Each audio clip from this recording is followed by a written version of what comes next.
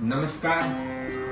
સમગ્ર સુરત અને ગુજરાત અને ગુજરાતની બહારના પણ અનેક પ્રદેશોમાં નવરાત્રીનો તહેવાર ખૂબ જ ભાવભક્તિપૂર્વક ઉજવાઈ રહ્યો છે. નવરાત્રીનો આજે 5મો દિવસ છે, જે ભગવાન કાર્તિકેયની માતા દેવી સ્કંદ માતાને સમર્પિત છે. સ્કંદ માતાને 4 હાથો સાથે તેના પુત્રને ખોળામાં સિંહ પર સવારી કરતા દર્શાવવામાં આવ્યા છે, જે માતૃત્વ, હિંમત અને દૈવીય પ્રેમનું પ્રતિનિધિત્વ કરે છે. ભક્તો આ દિવસે પોતાની સુખ સંપત્તિની પ્રાપ્તિ માટે, અવરોધોને દૂર કરવા માટે અને શક્તિ મેળવવા માટે અને આશીર્વાદ માટે આ દેવીની પૂજા કરે છે. આ દિવસે પીળા રંગનું પણ મહત્વ છે અને પીળા રંગના ફૂલો આપણે આરતીમાં કે ભક્તિમાં વાપરીએ છીએ.